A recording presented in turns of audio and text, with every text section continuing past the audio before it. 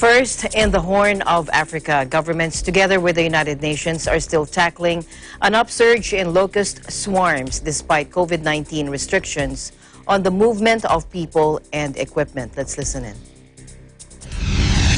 Locust infestation is happening in a very wide area, and you find that every time you are trying to control in one region, there is another swarm that is happening in a different region, and it is not possible to control them simultaneously because most of the time they are at different stages. So it requires a lot of personnel and capacity to be able to undertake all the control operation and also managing the surveillance in terms of the ground team.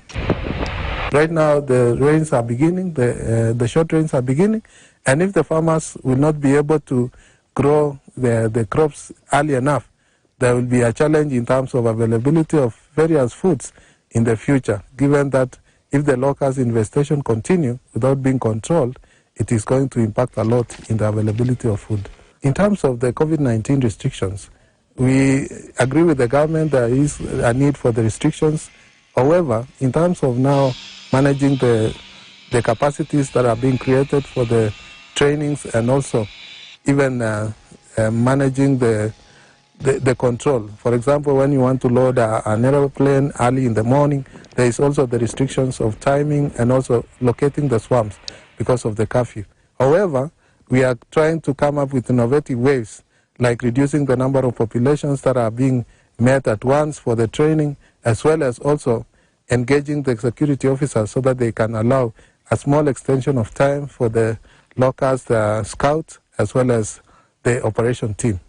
I think, unfortunately, because of other things going on in the world, people are forgetting, the problem with the locusts. But it's a very, very real problem. We've seen it firsthand. We didn't believe it ourselves.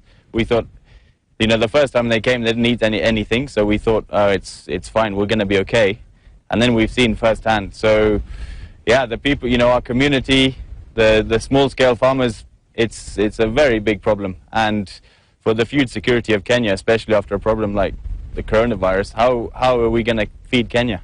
All of our produce is for local consumption, and yeah, I think everyone needs to take this seriously and support everywhere you can, because it's a very big problem for Kenya as a whole. In Kenya, the Food and Agricultural Organization of the UN, or FAO, is training farmers to use motorized sprayers to contain the pests. But COVID-19 has impacted the supply of pesticides as global air freight has been reduced significantly in recent weeks. Today, the swarms remain a serious threat to Kenya and its neighborhoods, with around 20 million people already experiencing acute food insecurity in the region. In a bid to help, FAO continues to promote locust surveillance by communities using a handheld tablet. Now, this records and transmits data in real time to national locust centers and to FAO headquarters. Since 2015, more than 450 of these handheld devices have been distributed to teams in Northern Africa, the Near East, and Southwest Asia.